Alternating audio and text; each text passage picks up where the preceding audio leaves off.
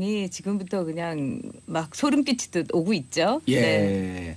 대한민국에서 아니 전 세계에서 가장 전문가니 박근혜 대통령에 대해서. 아이 뭐 그 정도는 아니고 같이 가슴 아파하고 있는 사람 중에 하나죠. 네. 지금 어떻게 하고 계실까? 아마 제가 보기에는 이제 박근혜 대통령의 정치 스타일이 능동태가 아니라 수동태거든요. 예. 그리고 무엇을 견디거나 무엇을 이제 당하는 그런 어떤 그 모습이라든가 그런 정치적 행태에 대해서는 아마 세계 최고의 정치인일 거예요. 그렇기 때문에 견디겠다.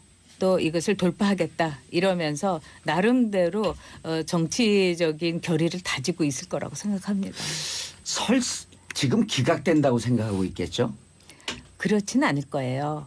왜 그러냐면은 사람들이 생각하는 것처럼 정말 이 앞뒤나 사리 분별이 그렇게 밝은 분은 아니다 이렇게 생각할 수도 있지만 한 인간에게 있어서 어느 한 부분은 매우 발달한 부분이 있어요. 예. 그러니까 정치의 그 커다란 판을 보는 거라든가 또는 아주 원초적인 정치 권력에 대한 본능이 있죠.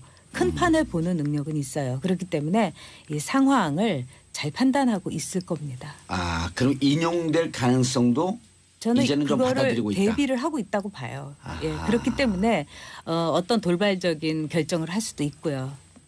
돌발적인 결정이라니. 지금 이제 정치적인 어떤 잦은 사태라든가 예. 이런 카드도 아마 끝까지 만지작거리고 있을 거라고 봐요. 그러면 더 혼란스러워지지 않나요? 그건 상관없죠 본인한테. 왜냐하면 본인은 정치적인 정말 그 호모 폴리티쿠스이기 때문에 정치적인 또는 권력을 갖고 있지 않는 한은 나 박근혜는 존재 이유가 없다 이렇게 생각하고 있을 테니까요. 호모 폴리티쿠스라고 하는 것은 정치적 인간이다. 그렇죠. 정치에 특화된 인간이다. 그렇죠. 근데 네. 그 정치적 멘탈리티, 네. 멘탈. 네. 전 의원님하고 박근혜 대통령 누가 더 강한 것 같아요? 그건 박근혜 대통령이 강하죠. 아우, 전 의원님이 그 정도면 어마어마하게 저는 강한 권력 의지가 건데. 없어요. 그러니까 여기서 우리가 이렇게 둘이 마주보고 있잖아요. 로맨스 의지가 강하시잖아요. 그게 아니죠. 있으면 국회에 있었겠죠. 예. 모든 것을 다 받아들여 가면서. 최명기 원장님. 네. 최명기. 죄송합니다. 최명기 원장님. 네. 대통령이 지금 기각될 거라 생각할까요? 아니면 인용될 거라 생각할까요? 심리 상태가 좀 어떨까요? 근데 아까 정치적 인간이라고 하셨잖아요. 예, 그렇기 호모 때문에 폴리티쿠스. 그 안에는 어떤 비율이 있는 거지 어떤 절대적인 게 아니에요. 정치적인 인간이기 때문에 기각 대 인용 양쪽으로 생각하는 게 아니라 확률로 생각하겠지요. 그렇기 때문에 기각될 확률을 완전히 마음속에서 버리진 않았을 거예요. 그러나 인용될 확률도 상당수는 있다고 생각하면서 거기에 있어서 유리한 조건과 불리한 조건으로 계속 생각은 하시되 남한테 그거를 갖다 이렇게 드러내진 않고 있으실 거예요. 남한테 드러내지 않고 있다. 그럼 주위에서 아무도 모르고 혼자 이렇게 있을 상황인가요? 그러니까 이제 우리가 스트레스를 받게 되면은 그거를 이제 감당하는 방법이 두 개인데요. 예. 어떤 분들은 자극을 최대한 차단해요. 그러니까 박근혜 대통령께서는 자극을 차단하는 스타일이세요. 그렇기 때문에 본인이 스트레스를 받고 이렇게 해야 되는데 옆에서 자꾸 이렇게 하세요 저렇게 하세요 얘기가 나오면 본인이 혼란스러운 거예요. 그러니까 본인의 생각이 정리될 때까지는 자극을 차단하고 그런 다음에 본인의 생각이 정리가 되면은 그쪽으로 이제 의견을 받아들이는 거예요. 그런데 이제 어떤 정치인 같은 경우는 반대인 거예요. 스트레스 받고 힘들면은 자꾸 남한테 얘기를 하면서 풀고 그 과정 중에서 생각을 이제 정리하게 돼요. 그러나 이제 박근혜 대통령 같은 경우에는 현재로서는 아직까지는 본인의 생각이 정리가 되는 단계이기 때문에 제 생각에는 혼자서 이 부분에 대해서 방송도 보고 그러거나 그게 아니면은 진짜 필요하고 요번에 충성심을 갖다 확인한 변호사 한두 분 정도 이렇게 같이 있지 이렇게 많은 자극을 접하거나 그러진 않을 거예요. 어떻게 생각하세요? 네, 굉장히 아니 들여다보고 계신 것 같아요. 네, 아주 옳은 그리고 예. 분석을 아주 정확하게 하셨다고 보는데요. 제가 보기에는 이제 박근혜 대통령은 지금 아마 유일하게 유영아 변호 대리인하고 의견을 나눌 거예요. 그 한 명이라고 하는 네. 분이 유영아. 예, 그리고 이제 민정수석. 근데 두 사람하고 이제 의견을 나눌 텐데 아무래도 유영아 그 대리인이 가깝겠죠. 왜냐하면 정치 인생에서 줄곧 아주 변함없는 충성도를 확인한 대상이고 또 그렇죠. 유영아 그 변호사는 검사 출신이고 이렇기 때문에 본인의 굉장히 기호에 맞는 분이에요. 그래서 그런 이제 이 태도를 갖고는 있겠지만은 또 하나 이제 박근혜 대통령한테 우리가 놓칠 수 없는 것은 뭐냐면 박근혜 대통령이 맨 처음에는 굉장히 그 다음 날 바로 사과를 했잖아요. 사과했죠. 제가 잘못했습니다. 그리고 특검 그렇죠. 조사도 받겠다. 네, 이거는 박근혜 대통령은 그 당시에는 내가 이렇게 사과 한번 하면은 없던 일로 될 거다. 이렇게 생각을 했던 거예요. 왜냐하면 박근혜 대통령에게 우리 국민들은 늘 너그러웠으니까요. 늘 예외였죠.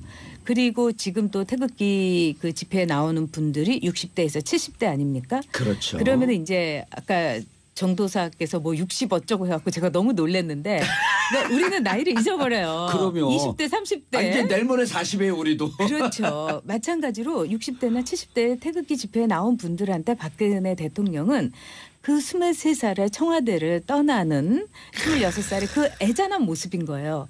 그러니까 박근혜 대통령은 그들 마음속에 있는 이미지를 한번 제대로 활용을 해보겠다. 이런 생각도 갖고 있을 겁니다. 예. 우리가 보기에는 67살의 할머니지만 그러니까. 그분들 눈에는 애련한 가련한 소년 거죠. 아직도 박정희 대통령 밑에 있는 영애로서 그럼요. 네. 아리따운 20대 그 막 그 이제 소녀 티를 벗어난 그 모습으로. 추억 속의 그대인 거예요. 이야.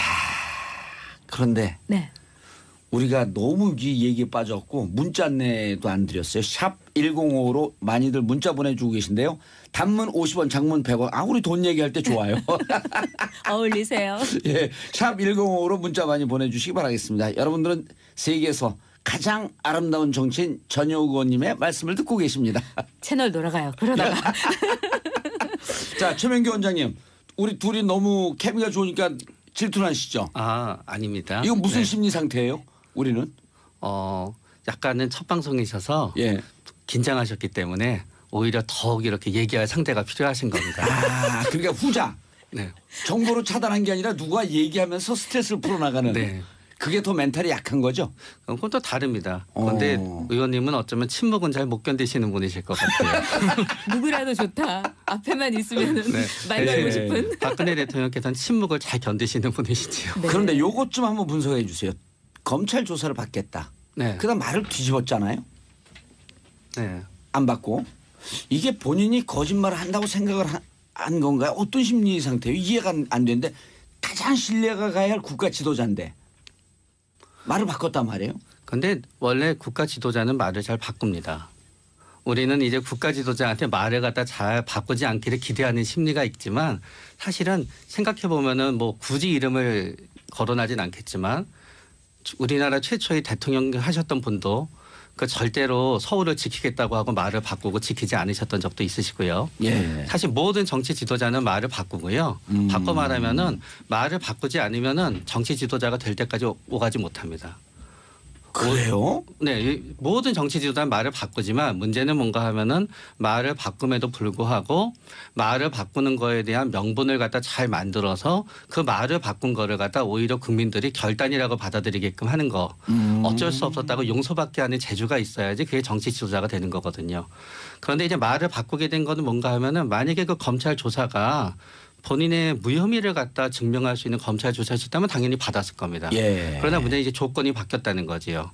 그런 점에서 만약에 이거는 그게 올바르다는 뜻이 아니라요. 만약에 박근혜 대통령의 입장에서 이렇게 탄핵이 가결될 수 있다는 것까지 예상을 했다 그랬으면은 아마 그때 최순실에 대해서 존재를 인정하지 않았을 겁니다.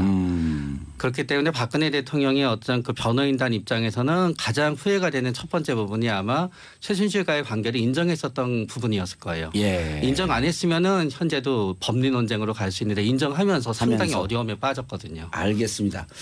첫 방송이라 제가 조금 실수를 했네요. 샵 1055라고 했는데 잘 아시죠? 샵 1055가 아니라 1035입니다. 샵 1035.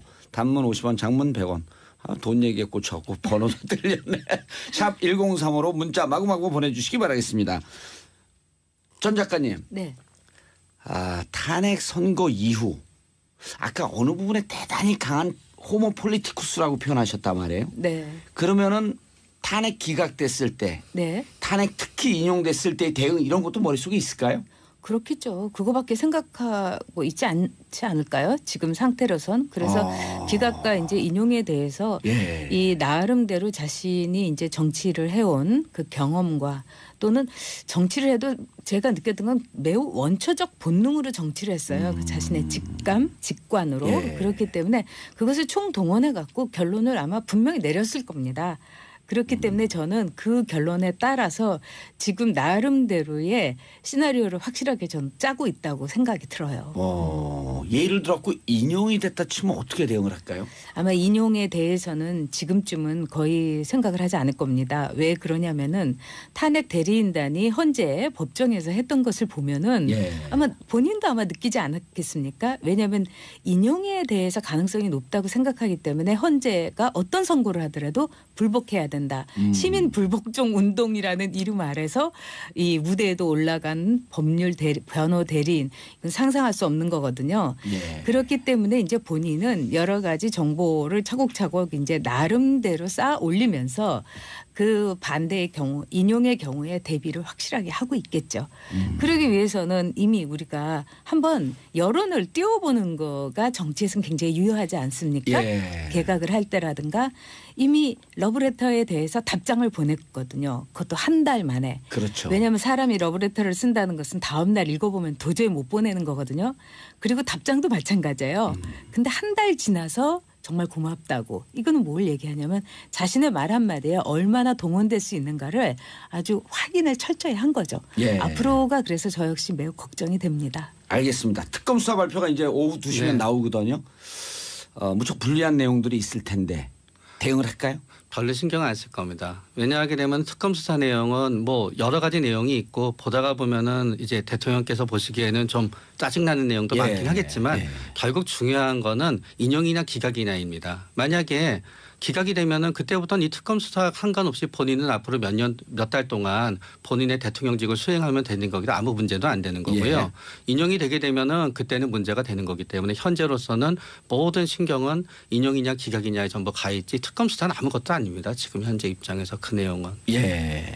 저는 좀 생각이 달라요. 왜 그러면 굉장히 적극적으로 이 대응을 할 거라고 봅니다. 특검 수사에 대해서. 네, 오늘 발표에 대해서 왜 그러냐면 어저께 이제 유영아 대변인 겸 대리인이 그런 말을 했잖아요. 절대로 그 경제 공동체가 아니다. 그리고 그 집값은 장충동 집을 판 돈으로 삼성동에 집값을 냈다. 이렇게 그렇게 얘기하고 예. 거기에 대해서 증거를 제시하겠다. 자료를 내겠다 이랬는데 이건 뭘 뜻하냐면 이제까지 한번 보세요. 박근혜 대통령 측에서 예. 대응을 한 거는 꼭 자기네들이 증거를 갖고 있는 것에 대해서는 자신 있는 거. 하나도 넘어간 적이 없어요. 그렇지만은 자신 없는 거는 일제 침묵이었거든요.